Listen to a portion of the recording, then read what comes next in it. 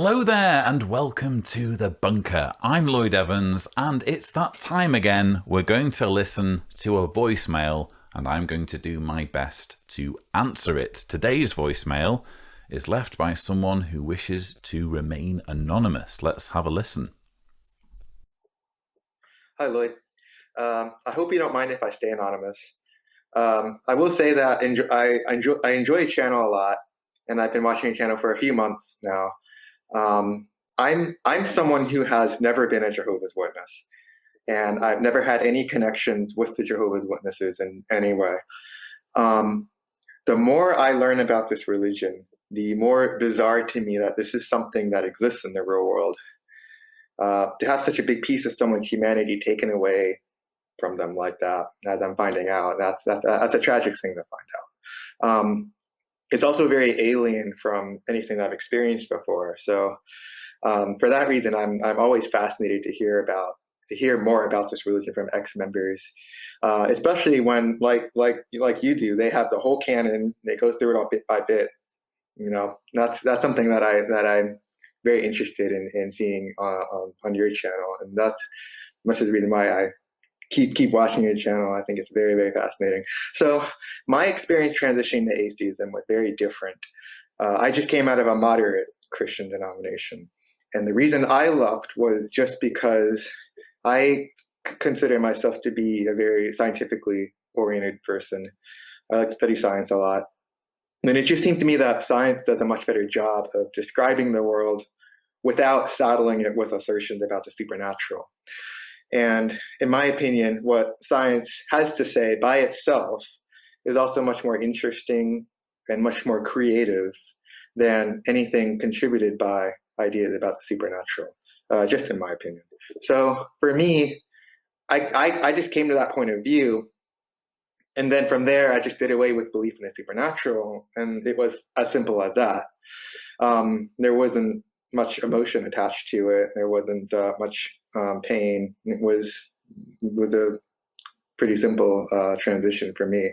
So since I feel I had a relatively easy transition from the religion of my upbringing to atheism, I've decided to set a goal for myself as an atheist to try to understand other positions besides my own position, that's different from my own position, as thoroughly as possible, both from a factual claims standpoint and from an emotional standpoint, so that I can be as mature as I can be when I'm communicating with people who believe differently from me. I would say that's a very important skill for an atheist to have. One of the harder challenges for me when I try to accomplish this was when it's someone who had come out of an extreme, high control religious upbringing and then left that religion, but then turned around and joined a different religion. That's a life path I've encountered of other people a few times. And I've always had a very difficult time wrapping my head around why someone would make that decision. Because when I put myself in their shoes, I would have figured that the supernatural itself would be so tightly associated with an abusive, domineering, tyrannical relationship that coming out of it, I would never want anything to do with the supernatural ever again. That's the conclusion I come to whenever I try to put myself in that kind of position. But I guess sometimes that's not the case since there are other people who make different decisions. So I figure you seem like someone who's worked with a lot of people and who has become very skilled at seeing things from other people's point of view, which is a skill that I think is important. So my question to you is, in your opinion, why do some people, even when they come out of an extreme, abusive religious background, still have the need to continue believing that the supernatural exists? I've wondered whether it might have something to do with being in a situation where secure financial means and soundness of mind and body are not accessible, so that having this belief helps as an additional sense of security or something like that. Or maybe it doesn't work that way, and even people who are doing well for themselves just have this additional need. But then if that's the case, what is that additional need? So I'd be very interested to hear your thoughts on this. Thank you very much. Thank you very much. I was actually in two minds as to whether to play this message, because I am quite mindful of how easy it can be sometimes to upset people when I talk about my perspectives when it comes to belief. I'm kind of more interested these days in helping people out of an abusive cult-like group. I'm more interested in that than I am necessarily in talking about my atheism, although I do talk about my atheism. I've been on the Atheist Experience, and I believe very strongly that if I have something to say that I feel strongly about, and religion and belief in God is one of those things, I shouldn't be censoring myself. And so I guess it's in that spirit that I'm playing your message. I think the way I see it is that some people are so minded that they are religious, irrespective of which religion it is, so that you can and do have situations where, even though someone has been exposed to the very worst of what religious belief can inflict on someone in terms of abuse and in terms of exploitation, they will see the problem as not being the religious model in itself. They will see the problem as being that version of the religious model, or that version of the God concept. And they will think, well, I'm just in the wrong religion. I need to find out what the true religion is. Oh, this one looks good. I'm going to follow that. I think there's perhaps, and again, at risk of upsetting people who are religious, and it's worth remembering that they're going to be as baffled at you and me for being atheists as we perhaps are at them for going on to a different religion. Isn't it great that we're all different? Isn't it great that there's diversity and our minds aren't all the same, and that there isn't total uniformity of belief and that kind of thing? But I would imagine there are a number of factors at play. One is the sunk cost fallacy. If you have spent your life devoted to the idea of there being a God,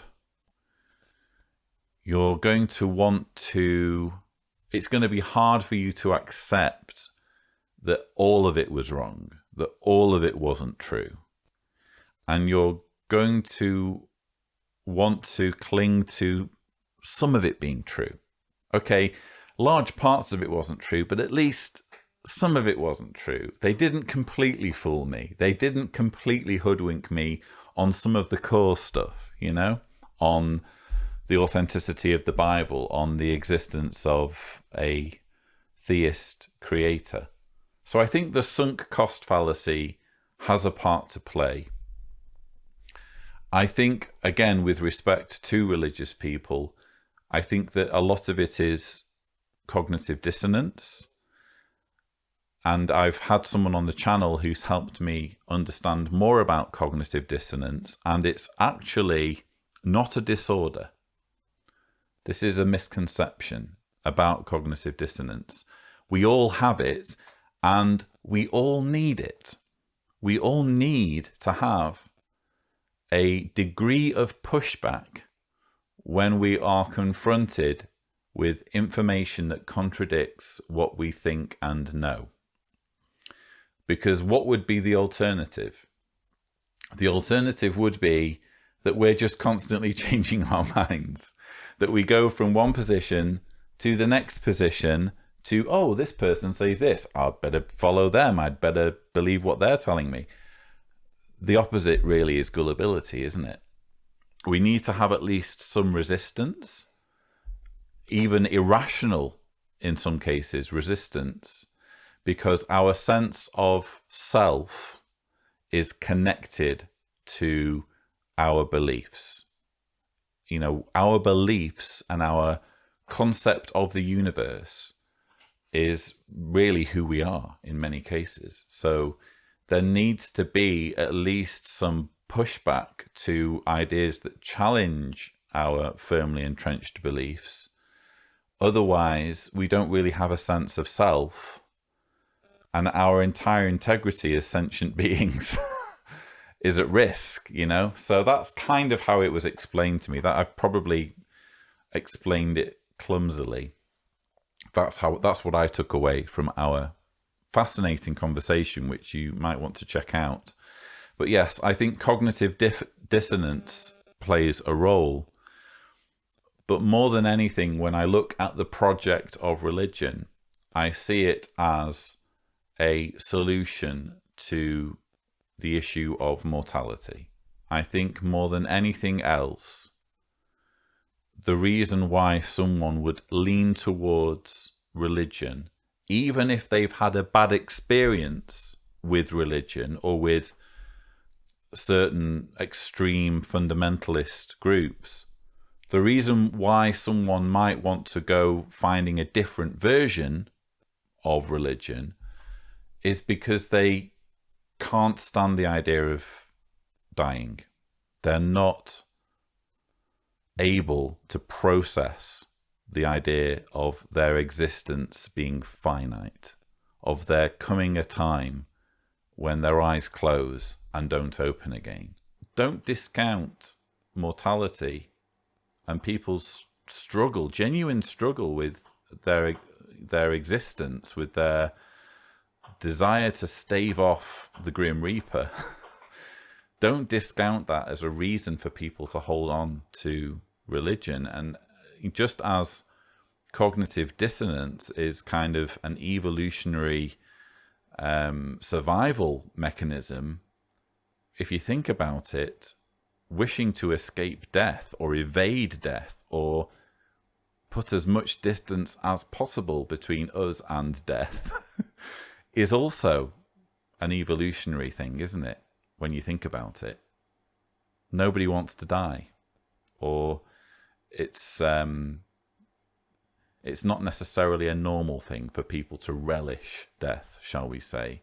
And most people will, for fundamental, primal, existential reasons, want to evade death in any way, shape or form. And one way that people do that is by going along with propositions that mean they don't have to confront their mortality. Religion being a key player in that market. And I don't begrudge people who need it.